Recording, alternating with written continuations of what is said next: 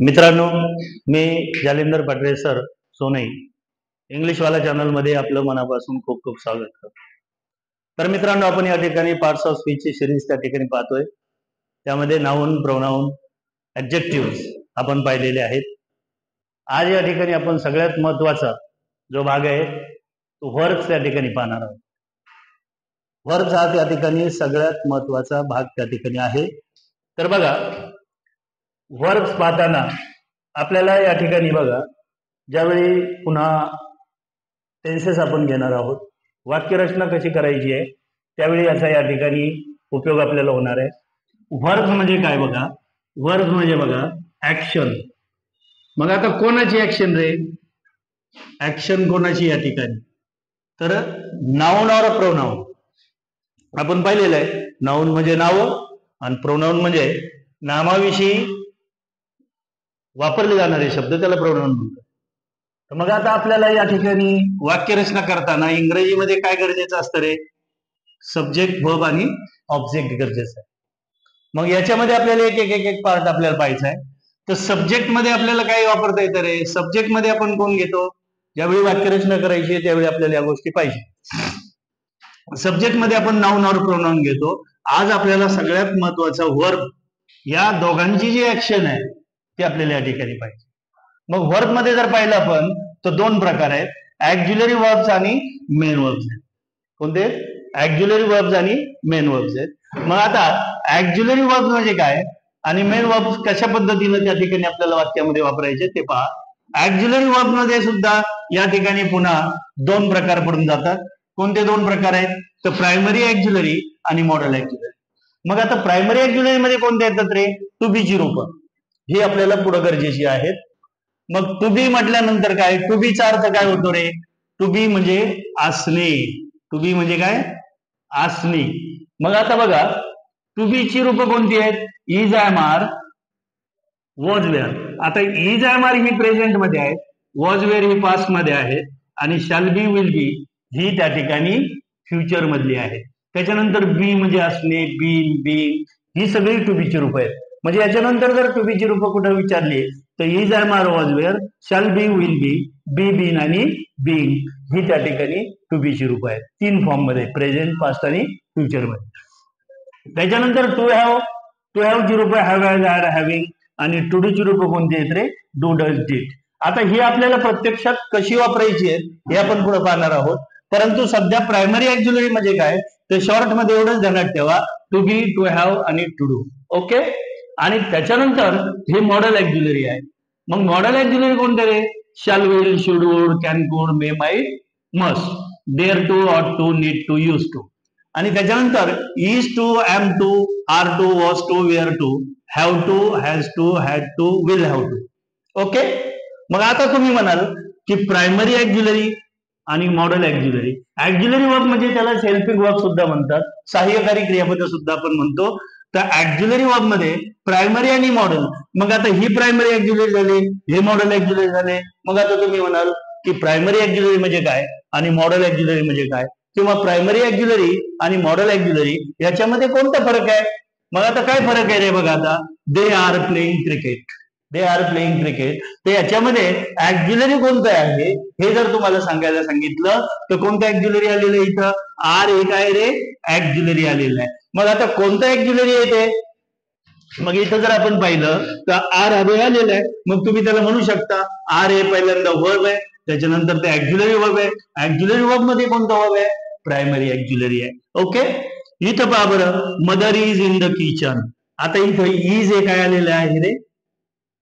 Primary auxiliary आहे, to बीचं रूप आहे. आणि त्याच्यानंतर जर आपण इथं पाहिलं तर we should help the poor. इथं शुड हे काय आलेलं आहे? ऍक्झिलरी आहे, पण ते कोणतं ऍक्झिलरी आहे रे? मॉडल ऍक्झिलरी आहे. मग आता या दोघांमध्ये बदल कोणता आहे रे? मग आता इथं पहा, इथं आर ला आपण काय म्हटलेलं आहे? ऍक्झिलरी म्हटलेलं आहे. आणि त्याच्यानंतर इथं प्लेइंग ही ऍक्शन झालेली आहे, कृती झालेली आहे. मेन वर्ब आपण पाहणार आहोत पुढे गेल्यानंतर. तर इथं प्लेइंग. मग हे आर इथं आणि इथं जर पाहिलं तर इज हे सुद्धा काय रे? Auxiliary verb. लक्षात आलंय का बघा. मग आता या दोन्हीमध्ये बदल कोणता आहे तो मी तुम्हाला सांगतोय की प्रायमरी ऍक्झिलरी आणि modal auxiliary. What is difference between primary auxiliary आणि मॉडल ऍक्झिलरी. आता 2 मिनिट एक लक्ष ठेवा, थोडा वेळ लक्ष द्या. आता हे प्रायमरी मॉडल ऍक्झिलरी जे आहे, हे मॉडल ऍक्झिलरी बघा 5 वर्षाची मुलगी आहे आणि ही थोडी 15 वर्षाची मुलगी आहे. लक्षात येत आहे पहा. प्रायमरी ऍक्झिलरी ही किती आहे? 15 वर्षाची आहे आणि मॉडल ऍक्झिलरी किती वर्षाची मुलगी आहे? 5 वर्षाची मुलगी आहे. मला सांगा आता, मग आता तुम्ही म्हणाल की 5 वर्ष आणि 15 वर्ष काय, तर 5 वर्ष, आता पहा 5 वर्षाची मुलगी समजा घरी आहे आणि 15 वर्षाची मुलगी घरी. 15 वर्षाची मुलगी जर घरी असेल तर ती त्या ठिकाणी काय करते रे, आईला एक तर कामात मदत करते, किंवा आई जर या ठिकाणी 15-20 दिवस गावात घरी नसल, गावाला गेलेली असेल, तर ती स्वतंत्र सुद्धा सगळे कामं करते. लक्षात आलं का. आणि आई जर घरी असेल तर आईला मदत करते, किंवा आई घरी नसेल तर ती त्या ठिकाणी स्वतंत्र. पण ही 5 वर्षाची मुलगी जी आहे, ती 5 वर्षाची मुलगी आई घरी नसल्यावर काम करायला एकटी नाहीये, तर ती त्या ठिकाणी फक्त आईला मदत करते बघा. लक्षात आलं. मग बघा, प्रायमरी ऍक्झिलरीज ह्या त्या ठिकाणी हेल्पिंग वर्ब म्हणून पण वापरल्या जातात आणि मेन वर्ब म्हणून पण वापरल्या जातात, परंतु modal auxiliaries are used only helping verb. दोन्ही मधला बदल लक्षात घ्या. ह्या फक्त हेल्पिंग, या मेन वर्बला फक्त मदत करायचं काम करतात, ह्या मेन वर्ब म्हणून पण येतात आणि मेन वर्बला मदत करायचं काम सुद्धा करतात. लक्षात आलंय. तर वर्ब म्हणजे ऍक्झिलरी वर्बला हेल्पिंग वर्ब आपण म्हणतो. त्याच्यामध्ये 2 प्रकार आहेत, प्रायमरी ऍक्झिलरी आणि मॉडल ऍक्झिलरी.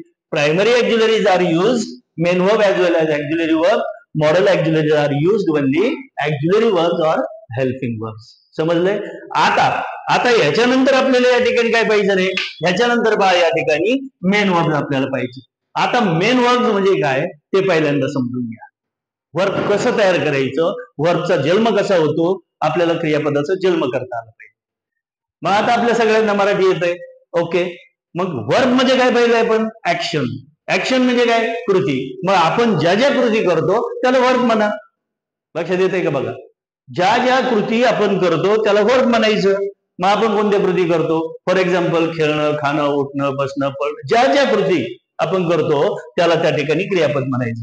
मग आता मराठीमध्ये आपण जर या ठिकाणी पाहिलं तर या ठिकाणी बघा, खेळणे, क्रियापदाचा जन्म कसा करायचा बघा. खेळणे म्हणजे काय, आता बघा या ठिकाणी आपण जर म्हटलं खेळणे, खेळण्याला इंग्रजीमध्ये आपण काय म्हणतो, प्ले. लक्षात आलं, प्ले म्हणतो. मग आता क्रियापदाचा इंग्रजीमध्ये जन्म होतो इन्फिनिटिव्ह. मग इन्फिनिटिव्ह म्हणजे काय, 2 + V1. मग या खेळण्याला इंग्रजीत प्ले म्हणतात. त्याला फक्त 2 लावून दिलं की झालं, क्रियापदाचा जन्म झाला. आता जन्म झाल्यानंतर आपण तसंच राहतोय का, day by day we are growing, आपण वाढत जातो. मग इथं इन्फिनिटिव्ह म्हणजे 2 + V1, 2 प्ले झालं, पहिला फॉर्म क्रियापदाचा, मूळ फॉर्म झाला, जन्म झाला.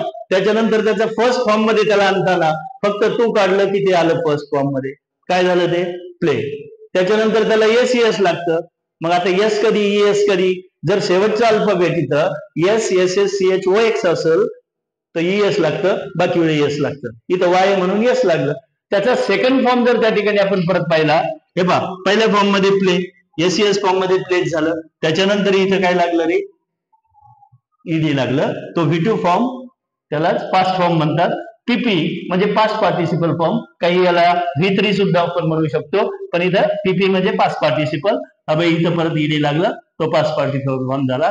आणि त्याच्यानंतर जो आहे तो ING फॉर्म आहे. मग या V1 ला त्या ठिकाणी काय करायचं रे आपल्याला, नेहमी ING हे V1 लाच लागतं. मग आता इथं ह्या फॉर्मला ING आपल्याला लावायचं. प्लेचं काय झालं, प्लेइंग. लक्षात आलं. तसंच आता आपण जर पाहिलं इथं ऐकणे, ऐकणे म्हणजे काय, to hear, hear, hears, heard, heard आणि हिअरिंग, हे त्याचे फॉर्म झाले. म्हणजे कुठलंही क्रियापद त्या ठिकाणी सुरुवातीला मराठीमध्ये तुम्ही इमॅजिन करा, त्याला इंग्रजीत काय म्हणतात ते पहा, आणि त्याच्यानंतर त्याला या फॉर्म मध्ये टाकून द्या.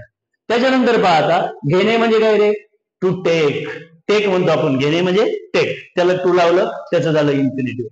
त्याचं V1 फॉर्म काय झालं रे, 2 काढून टाकलं, V1 मध्ये टेक झालं, त्याचं टेक्स झालं, एस फॉर्म. त्याच्यानंतर हे फॉर्म सगळे आपल्याला पुढे ग्रामरमध्ये, काही ग्रामरमध्ये पुढे टेन्स बनवताना, वाक्यरचना करताना ह्या सगळ्या फॉर्मचे आपल्याला जसे जसे लागतील तसे आपण घेणार आहे. टूक, टेकन आणि टेकिंग.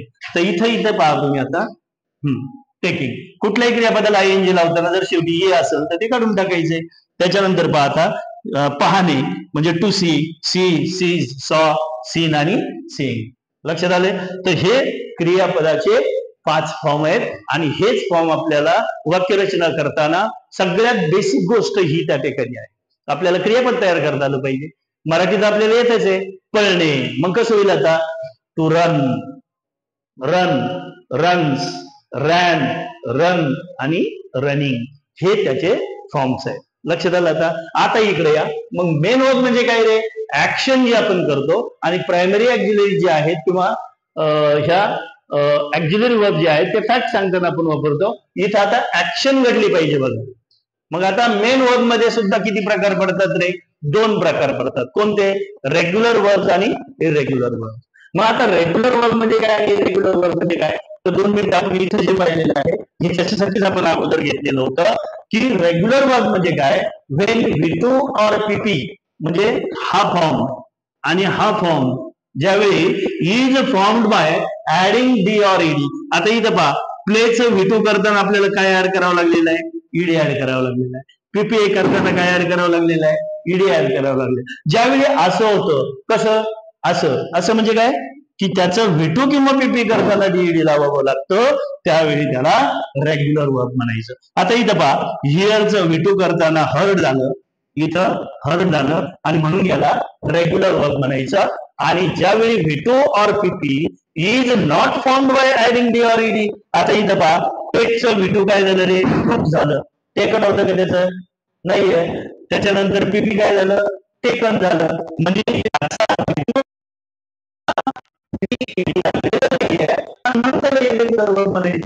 त्याच्यानंतर जर पाहिलं सी सॉ सीन, ओके, सीचं इथं सॉ झालं V2 करताना, इथं सीन झालं आणि म्हणून याला इरेग्युलर वर्ब म्हणायचं. लक्षात आलंय. रेग्युलर इरेग्युलर कळलंय. ज्यावेळी V2 आणि PP is form by adding D or ED आणि is not form by adding D or ED, त्यावेळी त्याला इरेग्युलर. Regular irregular कळलंय. त्याच्यानंतर पहा त्याच वर्बचे परत काय होतात रे, त्याच वर्बचे परत 2 प्रकार पडतात, हे की नाही. पहिल्यांदा रेग्युलर इरेग्युलर वर्ब, दुसऱ्यांदा फायनाइट आणि non finite verb. So what is finite and what is non finite ते आपल्याला पाहिजे. ज्यावेळी जे verb change according to person, number और टेन्स, बघा ज्यावेळी जे वर्ब त्या ठिकाणी पर्सन नुसार बदलतं, टेन्स नुसार बदलतं किंवा नंबर नुसार बदलतं. आता बघा पर्सन नुसार बदलतं. आता first person, second person, third person आपण जे म्हणतो ना प्रोनाउन पाहिलेले आहेत आपण. आता इथं थर्ड पर्सन आहे, सी आहे. मग मला सांगा she gives a pen, it is a correct sentence. पण मी या सी ऐवजी जर इथं आय घेतलं, ओके, पर्सन, नंबर आणि टेन्स नुसार हे पाहिलं आपण आता, हे की नाही. जे बदलतं ते फायनाइट वर्ब झालं. आता नॉन फायनाइट वर्ब म्हणजे काय, does not change according to person, number और टेन्स. लक्षात घ्या. आता इथं जर आपण पाहिलं तर दे लव इटिंग मँगोज. मग इथं तुम्ही सब्जेक्ट बदला, काही केलं, आता सब्जेक्ट बदलू द्या. तर या ठिकाणी इथं त्याचं लव्ड करा, दे आर लविंग करा, तरीही त्या ठिकाणी तुमचं इटिंग हे काय बदलणार नाही आणि म्हणून त्याला त्या ठिकाणी काय म्हणायचं, नॉन फायनाइट वर्ब म्हणायचं. तसंच शी वॉन्टेड टू से समथिंग, इथं सब्जेक्ट बदलला तरीही या टू सेचं त्या ठिकाणी बदल होणार नाही, तो इन्फिनिटिव्ह फॉर्म तसंच तसं राहील. त्याच्यानंतर the glass was cracked, the glass was cracked. आता इथं जरी द ग्लासेस म्हणा किंवा सब्जेक्ट बदलला तरी याच्यामध्ये बदल होत नाही आणि म्हणून त्याला त्या ठिकाणी काय म्हणायचं रे, नॉन फायनाइट वर्ब म्हणायचं. लक्षात आलंय का बघा. आता हे सगळे जे आहेत तर याच्यामधनं आपण जर पाहिलं तर नॉन फिनाइट मध्ये कोणकोणते वर्ब येतील रे. नॉन फिनाइट मध्ये या ठिकाणी 2 + V1, आता मी तुम्हाला सांगितलं इन्फिनिटिव्ह फॉर्म. सब्जेक्ट बदलू द्या, तुमचं टेन्स बदलू द्या, पर्सन बदलू द्या, त्याच्यामध्ये बदल होणार नाही. त्याच्यानंतर हा आयएनजी फॉर्म किंवा त्यालाच आपण प्रेझेंट पार्टिसिपल किंवा गेरंट फॉर्म म्हणतो, त्याच्यामध्ये एक बदल होणार नाही. अबे V1 प्लस ING आणि त्याच्यानंतरचा जो फॉर्म आहे तो PP. हा, म्हणजे हे जे 3 प्रकारचे वर्ब आहेत, 2 plus V1, V1 plus ING आणि पास्ट पार्टिसिपल, हे पर्सन, नंबर आणि टेन्स नुसार बदलत नाहीत. म्हणून कुठं जर तुम्हाला आयडेंटिफाय वगैरे करायला सांगितलं तर त्या ठिकाणी आपल्याला काय करायचं की 2 प्लस V1 प्रेझेंट पार्टिसिपल म्हणजे V1 ING आणि PP हे फॉर्म त्या ठिकाणी नॉन फायनाईट मध्ये जातात. लक्षात आलं? फायनाईट म्हणजे change according to person, number and tense, आणि नॉन फायनाईट म्हणजे does not change according to person, number or tense. आणि त्याच्यानंतर आणखी 2 प्रकारे या ठिकाणी मेन वर्बचे पडतात, ट्रान्झिटिव्ह और इनट्रान्झिटिव्ह वर्ब.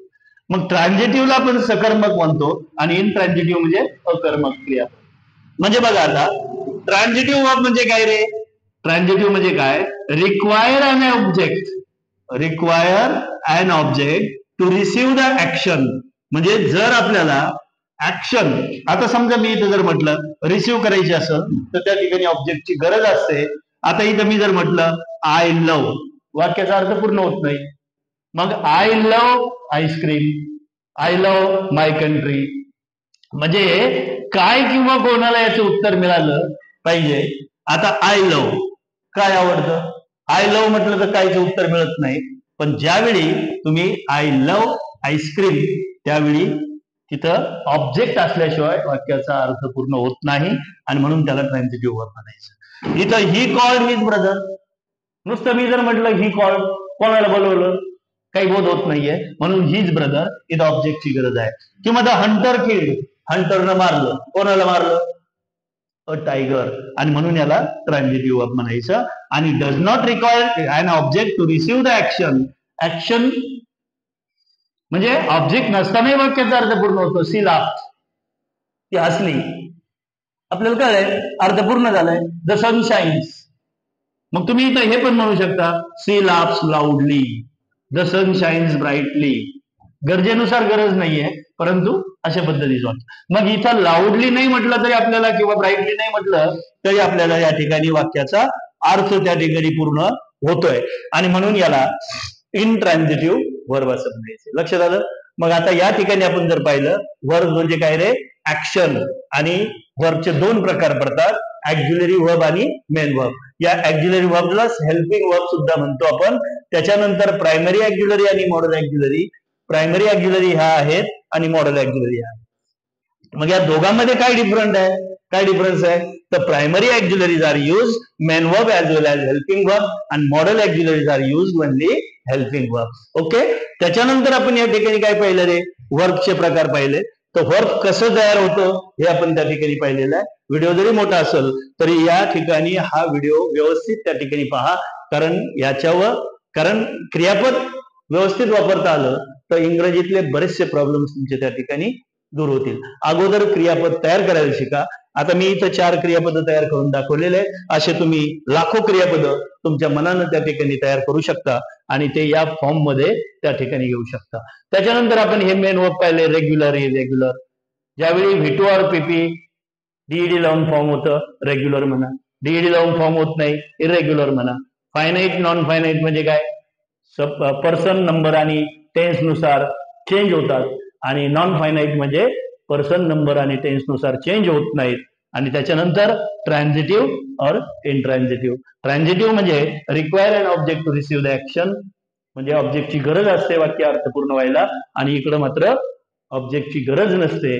अशा पद्धतीनं अशाच वेगवेगळ्या प्रकारचे व्हिडिओ पाहण्यासाठी चॅनल त्या ठिकाणी व्यवस्थित सबस्क्राईब करा, लाईक करा, आणि काही जर कोणाची अडचण असेल तर कमेंट बॉक्समध्ये निश्चितपणानं कळवा. थँक्यू. बाय.